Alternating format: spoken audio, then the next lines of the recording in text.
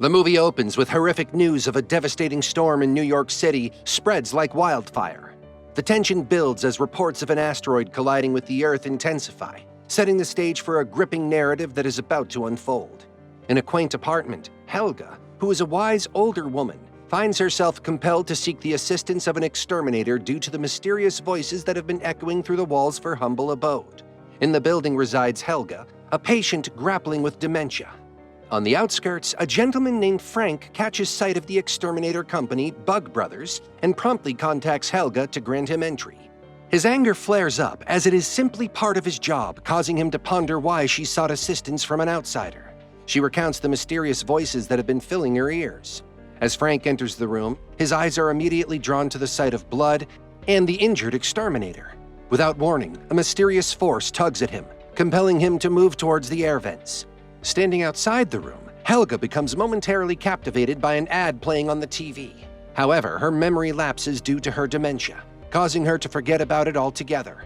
After a short while, voices reach her ears again, prompting her to contact an exterminator swiftly.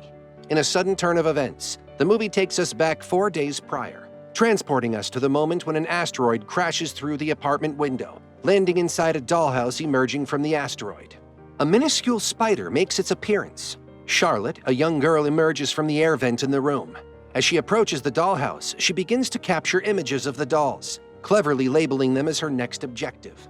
As she gazes upon her hand, a tiny spider gracefully traverses its surface. At that moment, a symphony of footsteps draws nearer, capturing her attention.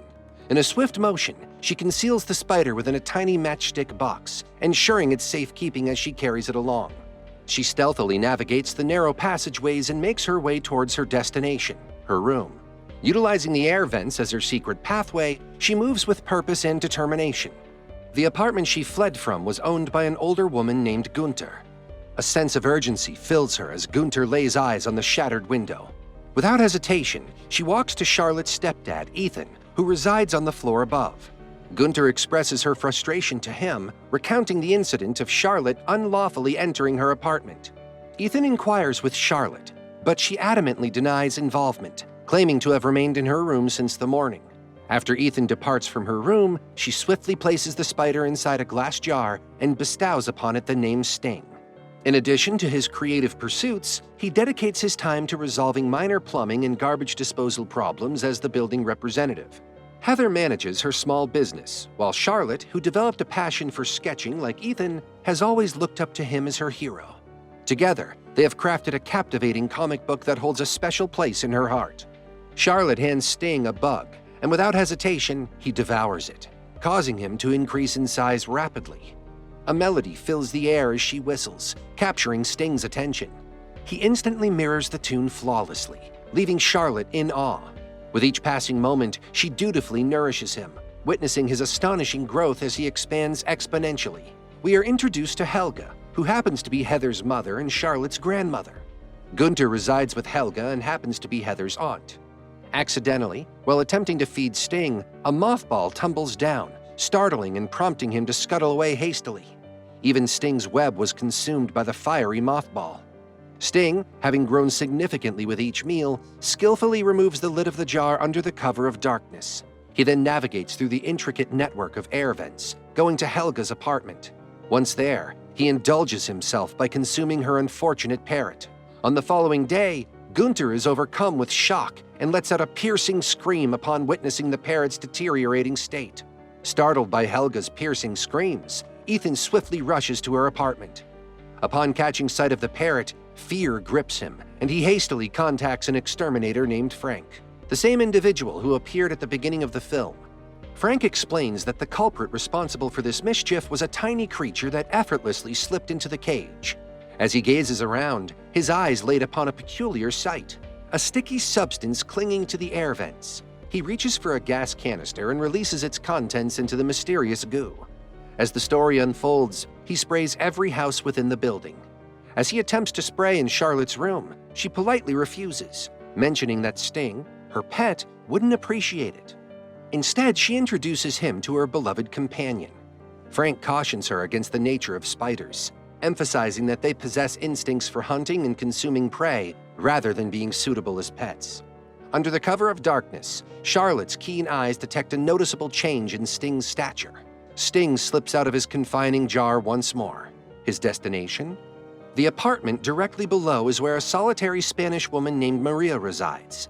As she lay unconscious on the couch, her loyal companion Bonnie suddenly becomes aware of faint voices emanating from the air vents, prompting her to unleash a series of excited barks. Maria awakens from her slumber, going to the kitchen to retrieve her necessary antidepressant medications. A wave of emotions washes over her as she gazes upon a cherished photograph of her beloved family. At that moment, Sting launches a surprise attack, injecting his venom into her body, rendering her immobile. He then proceeds to enter her mouth, consuming her from within. Ethan's attention is drawn to a series of voices emanating from the air vent the following day. Intrigued, he investigates the source and is astounded to discover Bonnie. A chilling sight awaits him as he enters Maria's apartment to return Bonnie.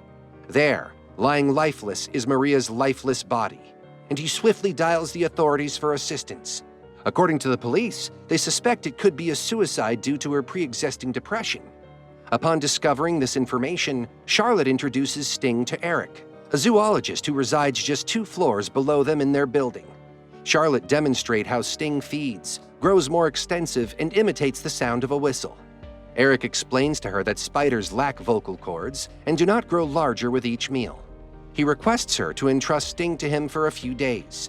Expressing his desire to observe and study the creature, Eric wastes no time contacting Ethan to share the news about Sting. Ethan decides to send Sting to the health department, and Eric is on board with the idea since he also works there. Upon returning to his apartment, Ethan's emotions flare up as he confronts Charlotte about her secret spider-keeping activities. He informs her that the spider has been dispatched. Charlotte's anger boils over as she unleashes a torrent of words at him. She questions his authority to make decisions for Sting and accuses him of favoring Liam above all else. Longing for her father, she yearns for the opportunity to travel to Thailand and reunite with her biological parent. Ethan shares that Heather's father came back from Thailand half a year ago and hasn't made any effort to reach out to her or Ethan, suggesting a lack of concern on his part. Upon hearing this, Charlotte is overcome with emotion and retreats to her room. Heather engages in a heated discussion with Ethan, expressing her disagreement with his decision to disclose information about her father to Charlotte. Meanwhile, Eric, who has deceived the health department regarding Sting's whereabouts, began diligently nourishing him with a steady supply of animals, resulting in his remarkable growth. Under darkness, Sting shatters the glass cage and stealthily navigates through the air vents. Meanwhile, Gunter frantically searches for her missing cat. As the distant voices reach Sting's ears, Sting whisks her away. The story takes us back to Ethan's apartment, where a lively atmosphere fills the air. As he attempts to repair the TV, frustration gets the best of him, and he accidentally damages it, sending Charlotte, Liam, and Bonnie to Charlotte's room. Heather inquires about Ethan's sudden outburst. Charlotte, seeking solace from her parents' quarrels, dons her headphones and immerses herself in a captivating drama.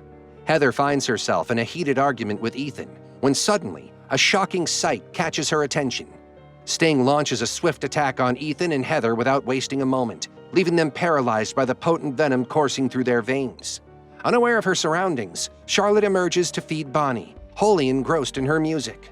Little does she know, Sting seizes the opportunity to abduct her parents. However, because of Bonnie's incessant barking, she decides to step outside and voice her grievances to Heather.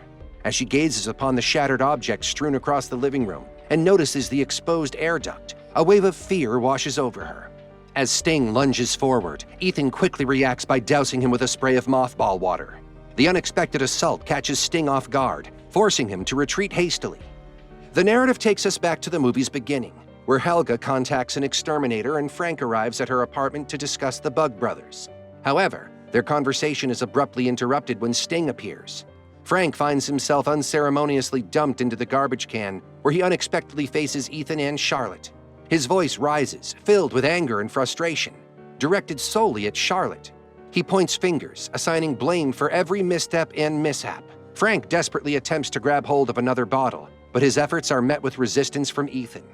Out of nowhere, a downpour begins, drenching them with water. Frank reaches for his electric gun, ready to confront Sting. However, in a cruel twist of fate, Sting emerges victorious, ending Frank's life. Charlotte and Ethan hurriedly make their way to the waste incinerator, their minds set on eliminating Sting by compressing it. Liam and Heather, trapped and entangled in a web-like substance. With determination, Charlotte sets the web ablaze, releasing them from their entangled prison. As Sting makes his way closer, Ethan anxiously reaches for the button, hoping to activate the incinerator. However, to his dismay, the incinerator fails to function because the plug has been unintentionally disconnected.